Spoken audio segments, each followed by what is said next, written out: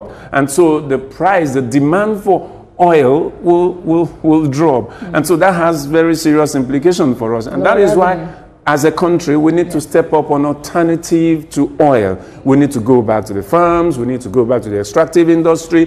What Dele Alake is doing, for instance, in solid minerals, they have to step it up.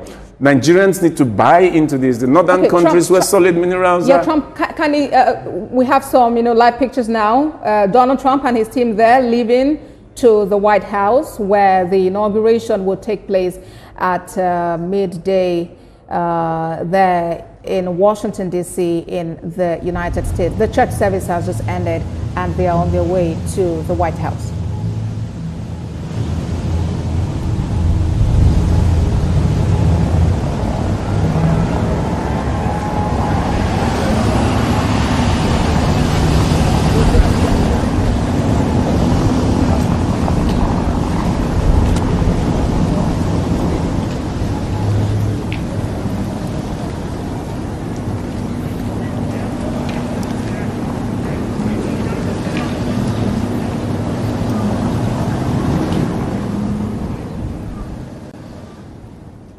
We're counting down to the final minutes. The day is here, and very soon it will be President Donald J. Trump. Well, I just wonder how nice it sounds to say President-elect at this time.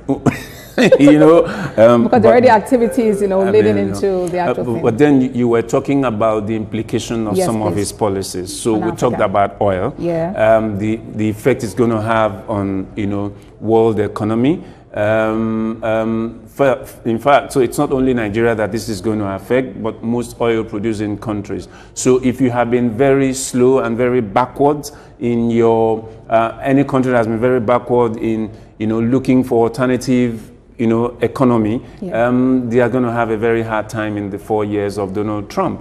And then the implication for climate change around the world, climate change issues around the world. The United States has always been, the driver of this. But Trump is saying, look, this is not the way we are going to approach it. We are not going to approach it the way we've been approaching. And don't forget that our president had said things surrounding climate change, that while we are going to conform with the rest of the world in energy efficiency and the seeking of alternative energy. Solomon, can you hold your thoughts? That's the procession there to the White House. Donald J. Trump to be sworn in as 47th president of the United States alongside his vice, J.D. Vance, who will be the 50th vice president of the U.S. Of course, they'll be taking over from Democrat Joe Biden and Kamala Harris. Kamala Harris vied in that election against Donald Trump. But of course, victory went the way of the Republicans.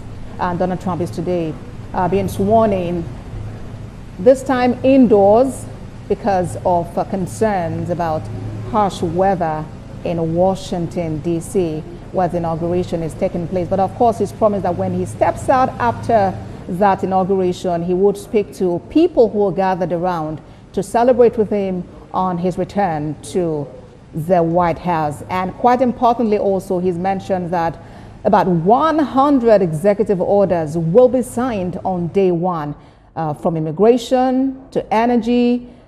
Several policies is looking at. The TikTok ban is also there, delaying the implementation of the ban, and looking at, a divestment deal where about 50% is owned by Americans in that deal, that alongside other issues. And some of those would actually require legislation, and we'll wait to see how Congress, attends to some of these matters. Like pictures there from Washington, D.C. Solomon, we're talking about impact, oil divestment. Yeah. Well, you raised the issue of the TikTok matter. But, yeah. So you have a man who the mainstream media had always sort of been against him. When you say being against him, yes. The media is supposed to be apolitical. The media is supposed to be unbiased, balanced, fair, objective, accurate. So are you saying that a section of the media hasn't been promoting, these ethics of the profession? I think that the issue of some of the issues you raised about media are things that are more of impersonality.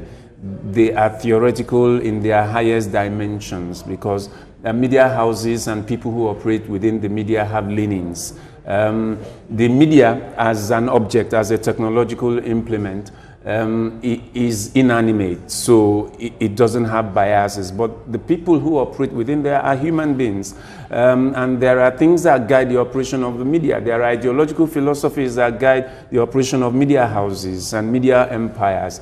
There are objectives that each media organization pursue, and so most media houses in the United States, for instance, are liberal, where a few are conservative. One of the things that Trump had against him is that the liberal media had not been very, very friendly with his policies, with what he always stood for. Now, the challenge there is if someone, a politician, comes up with an ideology that is not in tandem with the ideological philosophy that drives your media house, you are not going to support. No matter how much you talk about not being biased, you will report their event, but the analysis and the way you present them will certainly bring attention to the fact that, look, this is where this person leans, this is where this person leans. And so those differentiations will always happen.